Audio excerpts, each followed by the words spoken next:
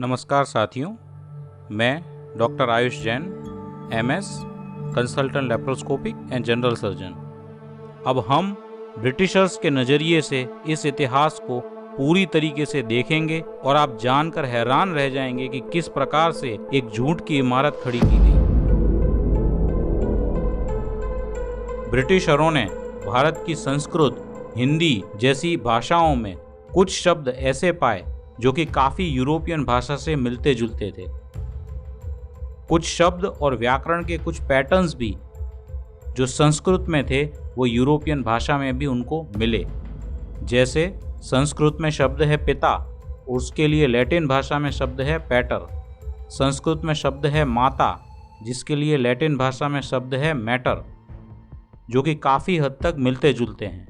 और ऐसा कई अन्य शब्दों और व्याकरणों के साथ भी उन्हें समानता दिखी। इसलिए ब्रिटिशरों ने ये इतिहास लिखा कि कोई एक पुरानी इंडो यूरोपियन लैंग्वेज रही होगी, जिसमें से एक ब्रांच संस्कृत बनी जो कि आज भारत में है, और फिर उस संस्कृत में से हिंदी, मराठी, गुजराती वगैरह भाषा बनी, और इस इंडो यूरोपियन भाषा की दूसरी ब्रांच यूरोपियन भाषा बनी, जिसमें से जर्मन, फ्रेंच, इंग्लिश वगैरह भाषा आगे चल के बनी।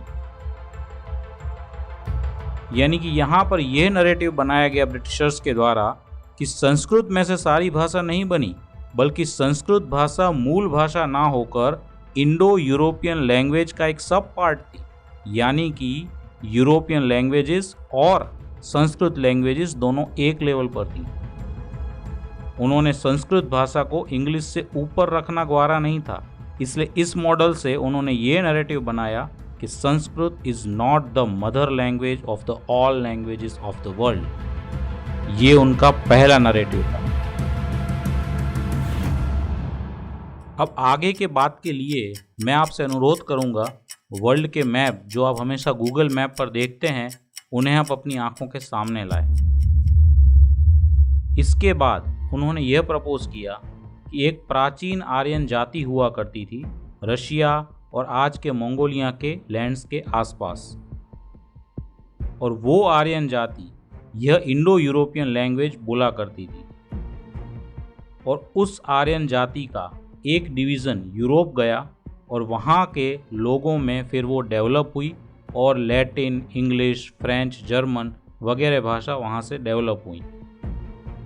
और इस आर्यन जाति जो कि इंडो यूरोपियन लैंग्वेज बोलती थी, उसका दूसरा डिवीज़न पर्शिया, ईरान और आज के पाकिस्तान के जरिए, जो कि पहले अखंड भारत का ही भाग हुआ करता था, वहाँ से होते हुए भारत आया लगभग 3500 साल पहले।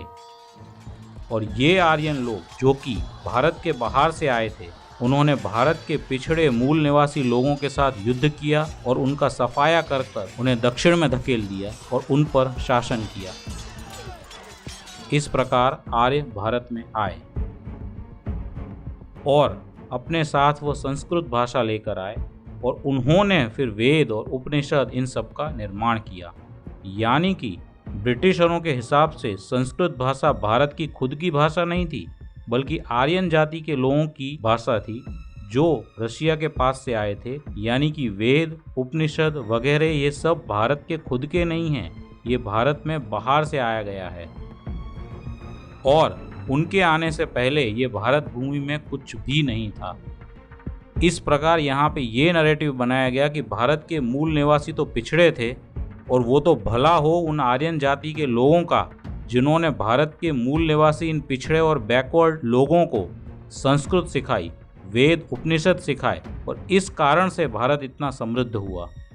और यह नैरेटिव भी बनाया गया कि आप लोग जिसे अपना कहते हैं, वेद, उपनिषद, संस्कृत, वो आपका नहीं है, आपके पास कुछ नहीं था, ये तो बाहर वालों की देन से आप सबको मिला है। उसके बाद ब्रिटिशरों ने भारत के लोगों को दो भागों में डिवाइड किया, उनके शरीर, कद-काठी, त्वचा के रंग वगैरह के अनुसार।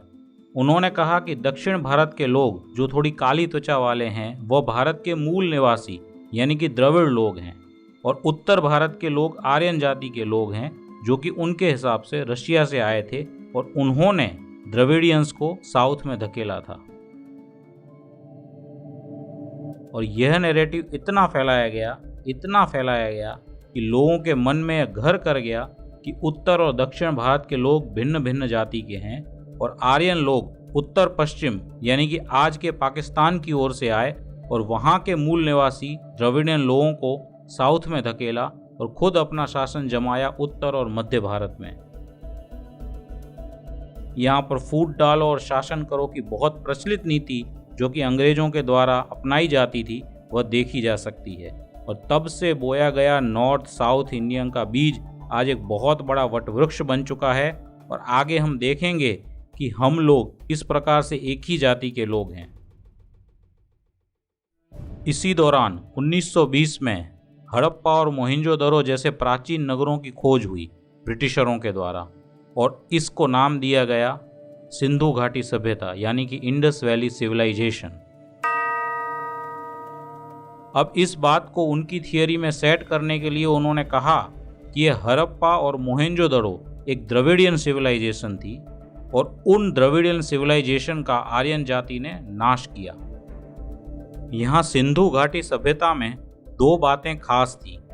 यहाँ की भाषा अभी तक डिकोड नहीं हो पाई और यहाँ की सिविलाइजेशन सभी जानवरों को जानती थी जैसे कि गाय, भैंस, बैल, कुत्ते, बिल्ली, जो कि उनके द्वारा बनाए गए चित्र और मूर्तियाँ और खिलौनों से पता चलता है। पर यह सिविलाइजेशन घोड़ों के बारे में जानती थी ऐसा कोई भी प्रमाण नहीं मिला।